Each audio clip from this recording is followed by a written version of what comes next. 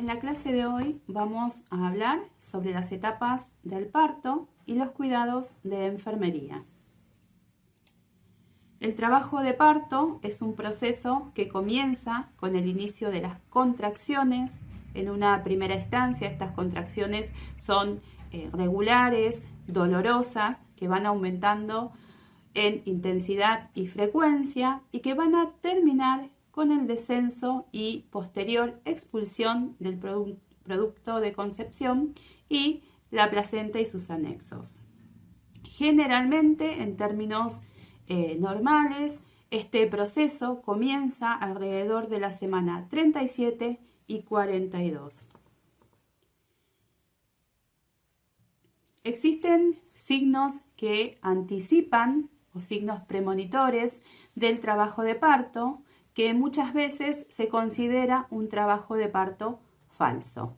Estos signos son: hay aumento de la presión pélvica, éstasis venosa, aumento de las secreciones vaginales, todo esto ocasionado por el descenso fetal. Esto, a medida que se va acercando el momento del trabajo de parto verdadero, el feto comienza por diferentes mecanismos a descender y encajarse en el canal de parto.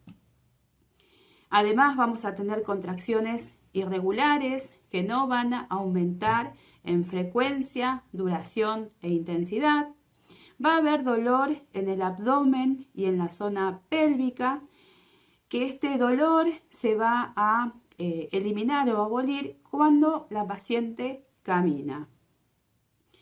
Va a comenzar a producirse un debilitamiento y ablandamiento del cérvix.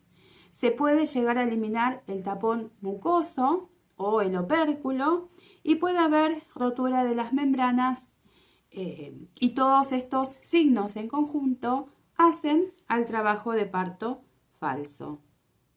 Existen signos inminentes que dan cuenta que el trabajo de parto verdadero ha comenzado. Y estos signos son contracciones que aumentan en la frecuencia e intensidad y tienden a ser más regulares. El dolor es característico y va a comenzar en la zona de la espalda y se va a irradiar hacia la parte abdominal, y si la paciente deambula va a aumentar de intensidad.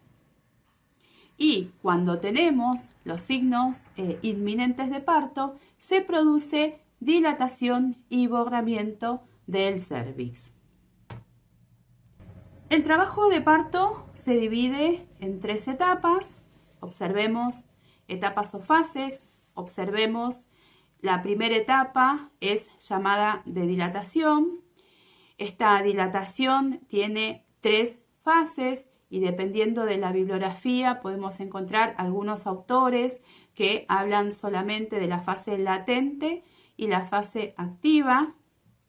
Cada una de estas fases está caracterizada por diferentes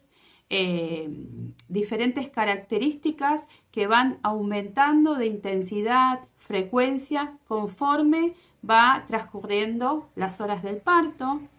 Por ejemplo, en la fase latente el dolor va a ser moderado, las contracciones van a ser regulares, van a ocurrir con una frecuencia de 3 a 30 minutos, van a durar de 20 a 40 segundos y la intensidad podríamos decir que se considera ligera o leve. En esta etapa la mujer se encuentra ansiosa, experimenta sentimientos de ansiedad, de emoción por la finalización del embarazo y va a tener cambios variables internos a nivel del cérvix. Y hay una dilatación que va de 0 a 4 centímetros. En la fase activa, todas estas características, tanto el dolor, las contracciones y dilataciones, van a aumentar. Vamos a tener una dilatación de 5 a 8 centímetros. El dolor va a ser moderado. Las contracciones van a suceder cada 2 o 3 minutos con una duración de 20 a 60 segundos y la intensidad va a ser moderada. En el momento de la fase de transición es cuando se completó la dilatación del cérvix o del cuello uterino. Hay 10 centímetros de dilatación.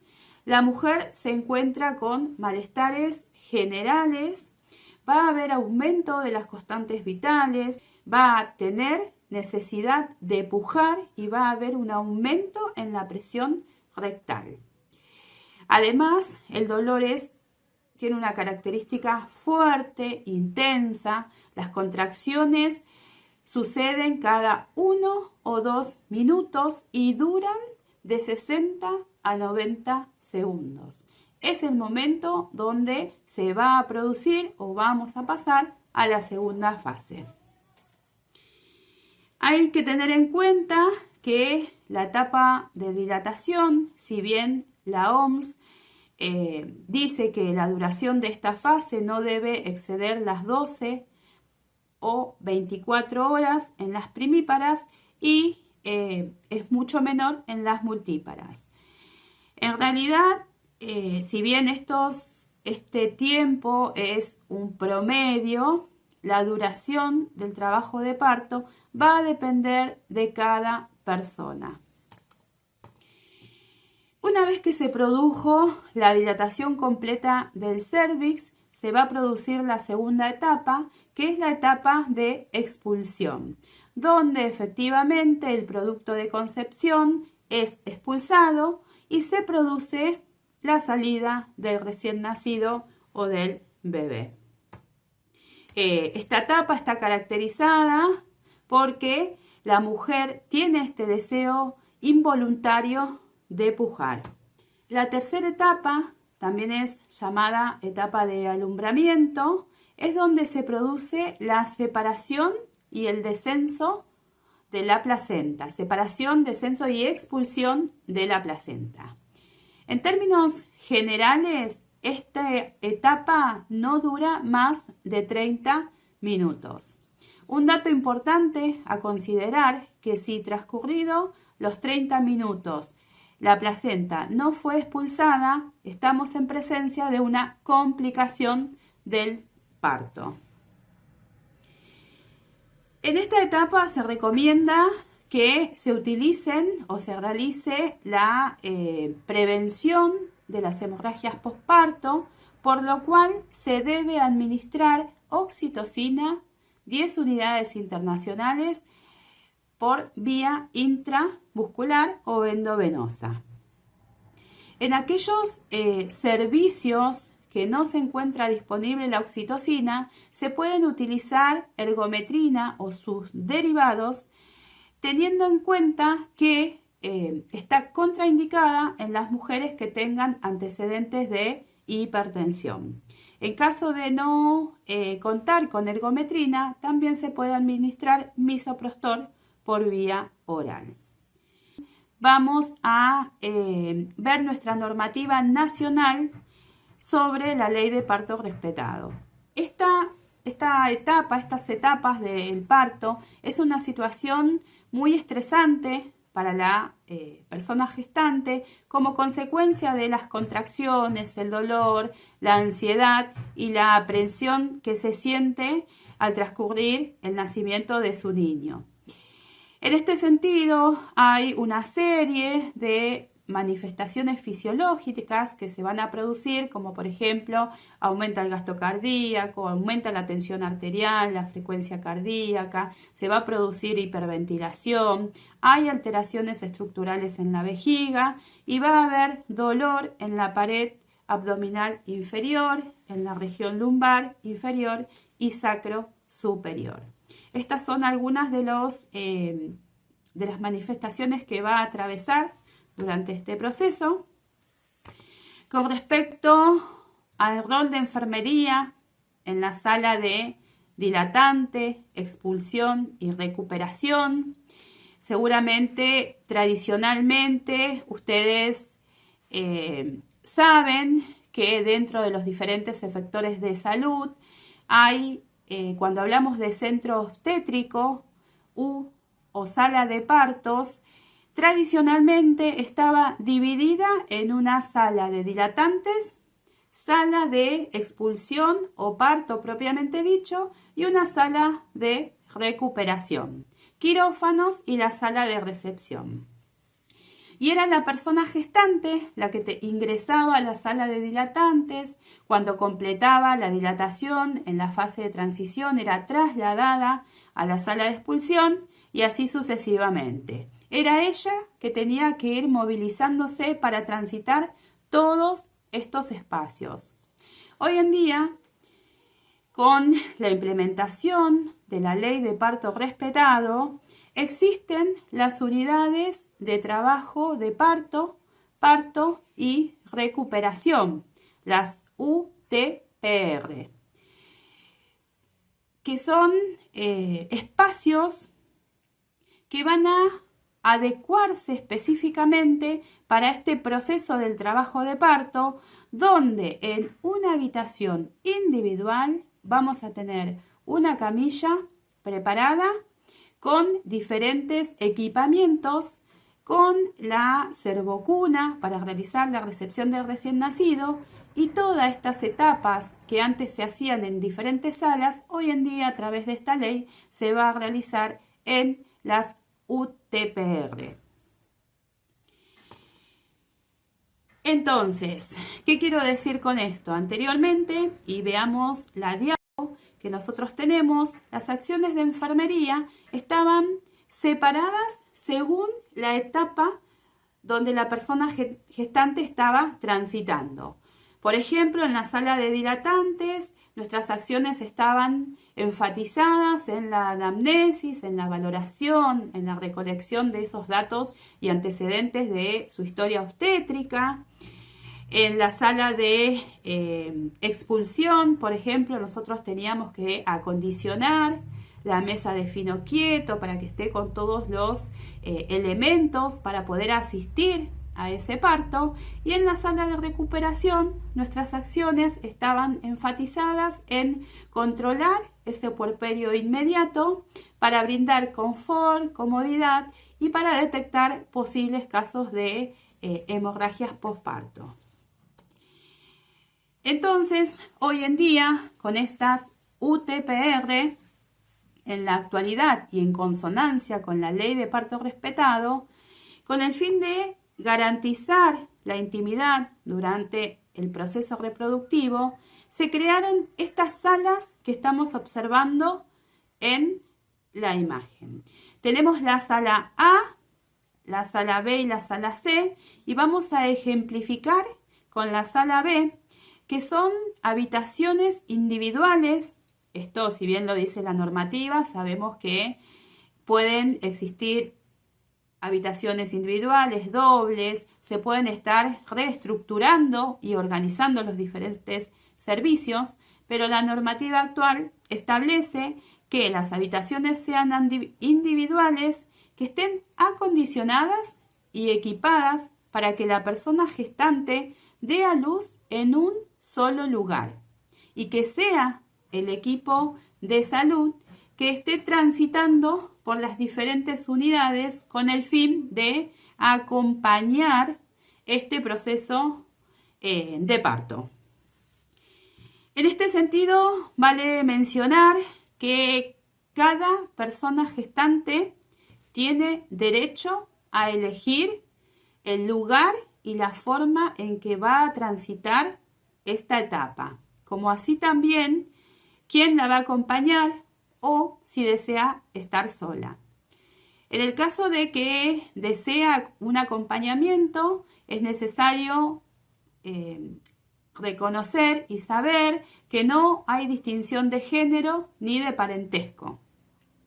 Y ahora sí, quiero que observemos la sala B, que es un hospital provincial de La Matanza. Fíjense cómo estas unidades están acondicionadas para que la ley de parto respetado se cumpla. Cuando yo nombraba que estas salas debían estar acondicionadas y equipadas, hacía referencia que se pueden tener diferentes dispositivos porque lo ideal es que el trabajo de partos se realice como un proceso fisiológico natural y que la mujer o la persona gestante pueda elegir si quiere estar en una camilla.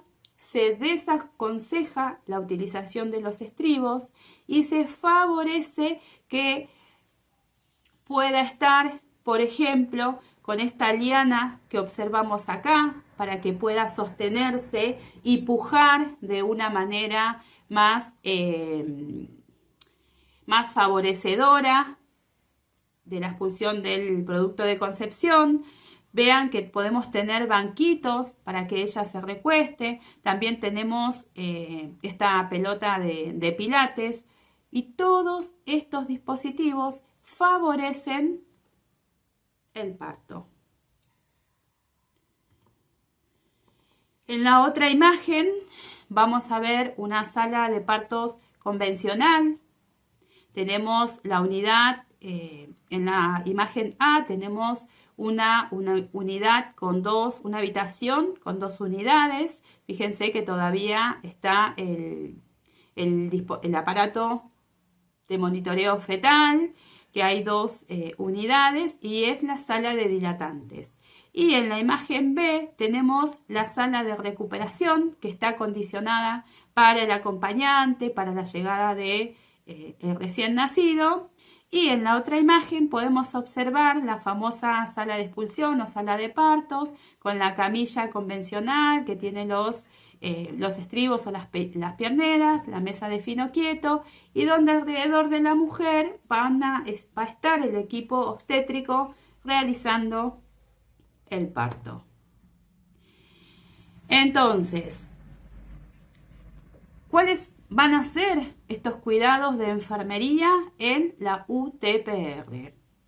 Y los cuidados van a estar diferenciados en 3 momentos también, pero no en las etapas del trabajo de parto, porque durante toda la etapa la mujer está acompañada con quien ella decidió previamente. Entonces, nuestros cuidados van a ser la valoración al ingreso a la unidad, como dije anteriormente, a través de la recolección de datos, la exploración física y la anamnesis. Se le va a volver a explicar todo lo relacionado con este espacio, esta UTPR y la dinámica del trabajo de parto. Se va a aconsejar que evacúe la vejiga. No se va a colocar ABP de rutina. Sin embargo, dependiendo del efector que nosotros trabajemos, en algunos lugares todavía existe esa práctica. Y esa práctica está fundamentada, como decíamos en una de las clases, que los controles prenatales, no hay una amplia cobertura de los controles prenatales, por lo cual en el momento del parto se detecta que carecen de esos controles y a fin de realizar una muestra de laboratorio para hacer el ingreso y algunos test rápidos, cuando se saca sangre se aprovecha ese momento y se deja colocada una ABP por riesgo de que haya alguna complicación durante el parto. Además, debemos controlar la tensión arterial, administrar oxitocina, evaluar el dolor una vez que se ha producido, una vez que ya está en la fase de recuperación, se debe evaluar el dolor a través, por ejemplo, de la escala EVA. Se va a administrar analgésicos según indicación médica y se va a evaluar las pérdidas a través del índice de choque. Este índice de choque es una escala que va a ayudar a diagnosticar y clasificar la gravedad de un shock hipovolémico que se puede dar como consecuencia de una hemorragia posparto. Este índice de shock es un parámetro clínico que se va a calcular dividiendo la frecuencia cardíaca y la tensión arterial sistólica. Como podemos observar a simple vista en la tabla, nos refleja que tiene diferentes colores que se asemejan con el semáforo. Este semáforo lo que nos dice es que aquellas pacientes que tienen un grado de shock severo, tenemos que tener precaución y instaurar acciones aquí y ahora porque tiene un riesgo severo de shock hipovolémico. ¿Cuáles son los parámetros que se va a evaluar en este índice? El volumen de las pérdidas sanguinolentas en porcentajes. Se va a evaluar el sensorio, la perfusión, el pulso, la tensión arterial sistólica y todos estos indicadores nos van a dar el grado del shock. En caso de que haya un shock moderado o severo, vamos a tener unas pérdidas sanguinolentas del 26 al 35%. La paciente la vamos a notar que está agitada, va a estar pálida, fría, sudorosa, va a tener taquicardia, la tensión arterial va a estar disminuida y cuando va progresando hacia un shock hipovolémico severo, la paciente va a tener una pérdida sanguinolenta de 2000 ml de sangre, va a estar letárgica o inconsciente, va a tener palidez, va a estar fría, taquicárdica, sudorosa y va a tener enlentecimiento del relleno capilar. Con respecto al acompañamiento del equipo de salud, es importante en este momento recordar que todo el equipo de salud debe acompañar este proceso de parto, que se debe respetar los tiempos fisiológicos y subjetivos, evitando que se aceleren de manera innecesaria y rutinaria los tiempos. No se recomienda la inducción y conducción del trabajo de parto de manera rutinaria. Sí está aconsejado para los casos en que hay alguna complicación y siempre y cuando sean estas indicaciones precisas, justificadas y con el consentimiento de la persona gestante. Para ir finalizando, vamos a recordar algunos aspectos que están en la ley de parto respetado, donde especifica que se debe garantizar el derecho a la soberanía sobre el propio cuerpo, que se debe respetar los tiempos por cada una de las etapas de este trabajo de parto, evitando intervenciones innecesarias, que puede haber un libre movimiento durante estas etapas. La persona gestante tiene el derecho a estar acompañada durante todo el proceso por la persona que elija. Este proceso se debe garantizar la intimidad, además de brindar información en todo momento. Y si no se cumplen cada uno de estos 10 puntos, se debe considerar que hay una situación de violencia obstétrica. Y acá les dejo en la provincia de Buenos Aires, donde se puede contactar en caso de estas situaciones. Y gracias por su atención.